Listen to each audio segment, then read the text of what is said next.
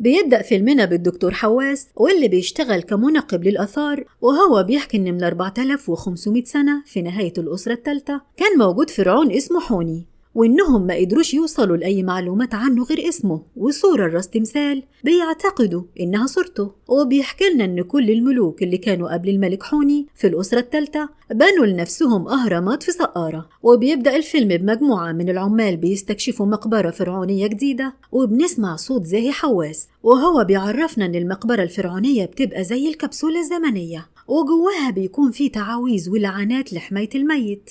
وبيورينا موميا جوه تابوت بيرجع تاريخها ل 4300 سنة، يعني أقدم من الملك توت ب1000 سنة. وبنعرف إن زاهي حواس بيدور على هرم ضايع من آلاف السنين.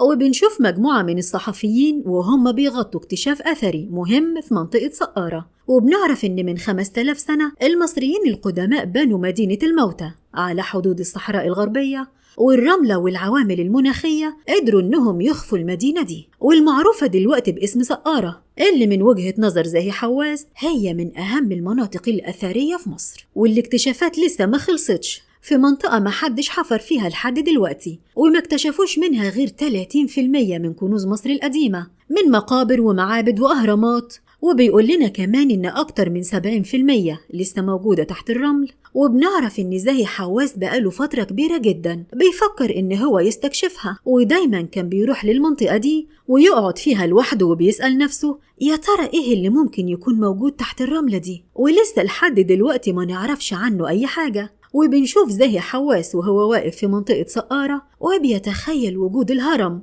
اللي بيدور عليه في المنطقة دي. وفي الوقت ده بيكون أقدم هرم في المنطقة دي هو هرم زوسر المدرج. وزوسر هو فرعون كل فراعنة الأسرة الثالثة اتبعوه وبنوا أهراماتهم الخاصة بيهم في المنطقة دي، لكن لسه باقي هرم واحد بس محدش قدر يلاقيه لحد اللحظة دي. وبيتخيل زاهي حواس وجود الهرم ده واسمه هرم حوني المفقود. وبنشوف زاهي حواس وهو بيقول إنه هيقدر يلاقي الهرم المفقود ده. وكمان بنعرف إن في رحلات استكشافية كتير حاولت إن هي تستكشف منطقة سقارة، لكنهم ما وصلوش لنص الآثار الموجودة فيها. وبعدها كمان بنشوف زاهي حواس وهو بيتخيل الأجانب اللي اكتشفوا الآثار القديمة في المنطقة الصحراوية، وبيكون متضايق جدا إن دايما الأجانب هم اللي بيقدروا يوصلوا للاكتشافات الموجودة في منطقة سقارة قبل المصريين. وبنشوف مساعدة زاهي حواس وهي بتقول إن أكتر حاجة بتحبها في الوظيفة بتاعتها إنها بتخليها تشوف كل حاجة على طبيعتها، وكل حاجة جديدة بتحصل في نفس الوقت اللي بتحصل فيه بتبقى هي موجودة فيها. وبنعرف كمان إن اسمها توري وإنها طالبة دكتوراه في جامعة هونز هوبكنز، وبتشتغل مع دكتور زاهي حواس. وبعدها دكتور زاهي حواس بيقول لنا إن من 4500 سنة في نهاية الأسرة الثالثة كان في فرعون اسمه حوني ومفيش حد كتير اتكلم عنه. وبيعرفنا إن الملك حوني بنى ليه هرم، بس الهرم ده مفقود ومفيش حد يعرف عنه حاجة، وكل اللي يعرفوه عنه إن اسمه مذكور مرة أو مرتين في كتب الفراعنة. وفي تمثال أو تحديدا راس تمثال في كتير بيعتقدوا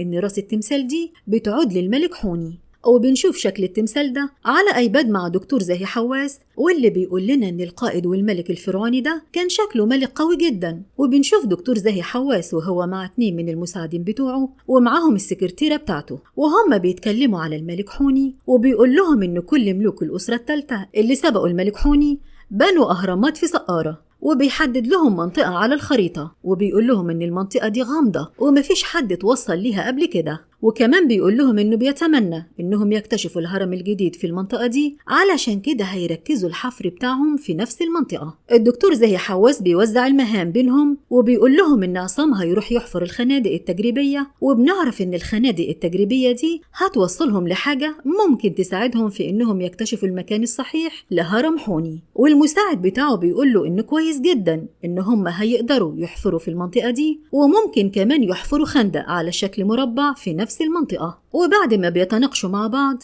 زاهي حواس بيقول لهم إنه هو بيتمنى إنه يلاقي الهرم ده في المنطقة الضيعة دي. وبيقول لهم كمان إنه ممكن يخلوا الملك حوني ده مشهور زي الملك توت عنخ آمون آخر ملوك الأسرة الثالثة. وبعد كده الدكتور حواس بيقول إن في 3 شهور في السنة دايما الصحراء فيها بتكون درجة حرارتها عالية جدا، وقتها محدش من الأحياء بيقدر إن هو يكون موجود فيها في الوقت ده، وعشان كده مفيش قدامهم غير 9 شهور بس في السنة هم دول اللي يقدروا إن هم يحفروا وينقبوا فيها. وبنروح لمنطقة اسمها جسر المدير، وده بيكون أول يوم في موسم الحفر، وبنشوف زاهي حواس وهو مع مساعدينه وبيحددوا المنطقة اللي هيشتغلوا فيها، ودي بتكون منطقة على شكل مربع، والمنطقة دي بتكون 10 متر في 10 متر. وبيطلب كبير المساعدين من أحمد إن هو يسجل الطبقات والبيانات الموجودة في المنطقة دي، وبيطلب منه كمان بعدها إن هو يجيب العمال اللي هيساعدوه في الحفر. وبعدها واحد من المساعدين اسمه عصام بيتكلم عن نفسه وبيقول إن هو بدأ حياته المهنية كعالم آثار تحت إشراف الدكتور زاهي حواس. كمان بنشوف العمال وهم بيبدأوا يحفروا في المنطقة على حدودها مساعدين دكتور زاهي حواس، وبيبدأوا يحفروا وبيكونوا متحمسين جدا وهم بيحفروا في الأرض.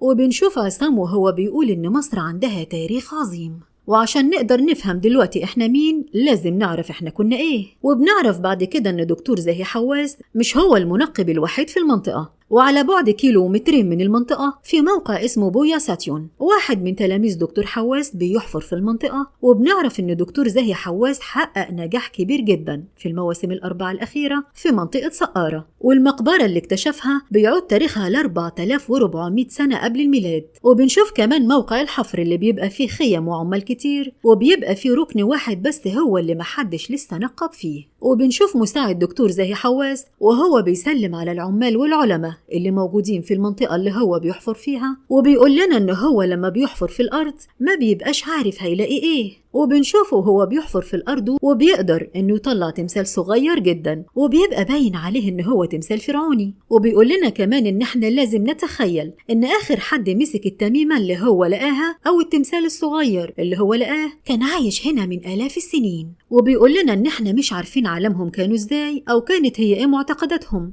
وبننتقل لدكتور محمد يوسف واللي بيعرفنا إن موقع بوبستيون هو من أغنى المواقع بالآثار في سقارة، وإن تاريخ الموقع ده بيرجع لقبل 2500 سنة، وإنهم من سنة كانوا فاكرين خلاص إن البحث هينتهي، بس كل مرة بيكتشفوا حاجات أكتر. وبنروح للمقبرة اللي تم اكتشافها واللي عمقها حوالي 10 متر، وهناك بيتعمل لقاء مع حمادة منصور قائد الحفر اللي بيحكي لنا عن قد إيه شغلته حساسة وخطيرة جدا، وإنه لما بينزل للمقبرة بيحس إنه بينتقل من عالم الأحياء لعالم الأموات، وإنه وقت وجوده في قاع المقبرة بيكون دايما مركز مع السقف وخايف، وده لأن جدران المقبرة بتكون مليانة شروخ وشقوق وإنها ممكن تنهار عليه في أي وقت. وبيحكي لنا كمان إن المقبرة مليانة أسرار وإن هم اللي هيكتشفوها. وبنرجع مرة تانية لجسر المدير عند دكتور حواس واللي بيحكي لنا عن الأحجار الكلاسية الموجودة في المكان واللي استخدمت في بناء الأهرامات، وبيقول لنا إنهم معاهم أدلة بتثبت إن المصريين القدماء كانوا بيقطعوا الأحجار وبيشكلوها، وإنه علشان كده عنده اعتقاد إن هرم حوني هيكتشف على جسر المدير، وده لأن المصريين القدماء مش من المنطقي إنهم ينقلوا الحجارة لجسر المدير ويقطعوا كل المسافة دي في نقلها من غير ما يستخدموها، وإن أكيد المحجر اللي علاقة بحاجة تانية موجودة في المكان هيكتشفوها. وبيعرفنا إنه طلب تزويد عدد العمال في المكان لتسريع الشغل،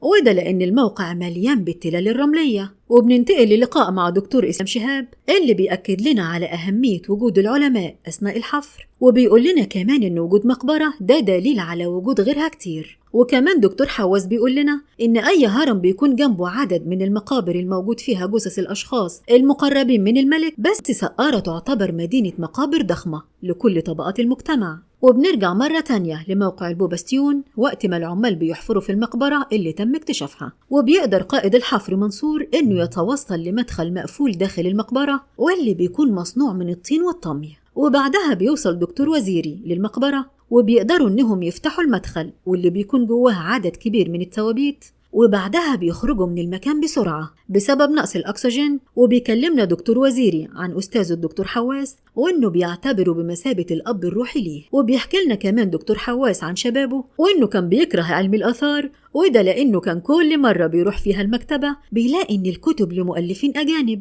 وإنه كل مرة كان بيفتح التلفزيون كان بيشوف إن العلماء برضو أجانب، وإن ده كان بيضايقه، فقرر في يوم من الأيام إنه لازم يعمل تغيير في علم البصريات المصري، وإن اسمه لازم يتكتب في التاريخ، وإن ده فعلا اللي حصل. وبيعرفنا كمان إن علماء الآثار في الوقت ده بيدوروا على التاريخ مش الآثار. وبنرجع لجسر المدير، واللي بيكتشفوا خلال الحفر هناك مقبرة فيها مجموعة من التماثيل اللي بترجع للمملكة القديمة. وهنا بيقول لنا دكتور حواس إن في احتمال كبير إن في مكان قريب هرم، وده لأن مفيش حد هيبني مقبرة بالحجم ده إلا لو كانت قريبة من شخص كان مهم في الدولة. وبيقول لنا كمان إن حاسس بإن المقبرة هتكون بداية الاكتشاف الكبير. وبنرجع مرة تانية لموقع البوباستيون، وبيعرفنا دكتور وزير إن المقبرة اللي تم اكتشافها هناك بترجع لحوالي 600 سنة قبل الميلاد، قبل نهاية التاريخ المصري القديم. وبيعرفنا إن كل حاجة موجودة في المقبرة ليها غرض معين. وبيبدأوا رحلتهم في فتح التوابيت الموجودة في المقبرة، واللي بتكون محكومة بعدد من التماثيل على كل تابوت، واللي بيكون في المعتقد المصري القديم إنها بتحمل متوفي، وإنهم لازم يحطوا مع التابوت مجموعة من الأكواب الصغيرة، وده لأن غذاء الروح بسيط، فبيحتاجوا حاجات صغيرة في الحجم جدا. وفي نفس الوقت ده بيلاقي العلماء قطعة من الآثار شكلها غريب،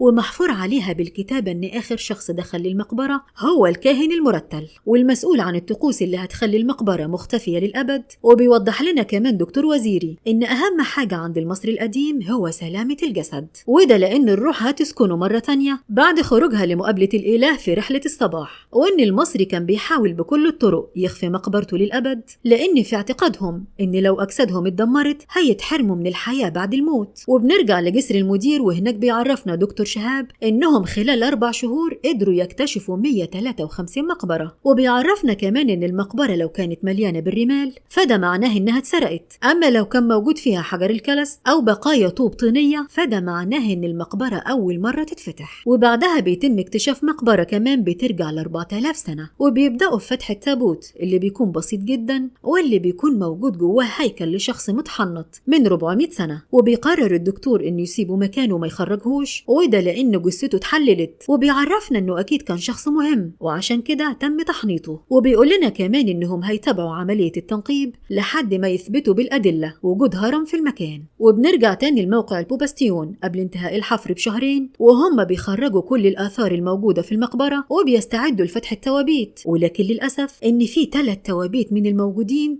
بتكون جثثهم متحللة جدا وما بيكونش فيهم أي معلومات. والتابوت الرابع واللي بيكون لشخص اسمه أحمس بن سجد هو التابوت الوحيد اللي كان موجود فيه بردية كبيرة جدا، ومن الواضح كده إن محدش لمسها قبل كده. والعلماء بيتبسطوا جدا بده لأنها من الممكن يكون فيها معلومات مهمة تفيد الحضارة المصرية. وبعدها بيتم تسليم كل الآثار للمتحف المصري، وبكده يكونوا خلصوا من شغلهم في موقع البوباستيون. وبيكلمنا الدكتور وزيري عن البردية وقد إيه هو مستني مرحلة تعقيمها تعدي علشان يكتشف كل معلوماتها. وبنرجع مرة تانية لجسر المدير، وهناك بيكونوا اكتشفوا مقبرة ما اتسرقتش قبل كده، وبيكون موجود فيها تابوت ضخم من حجر الكلس جواه مومياء لواحدة اسمها نبتحوت، وبيكون محطوط معاها في التابوت قطعتين كبار من الذهب.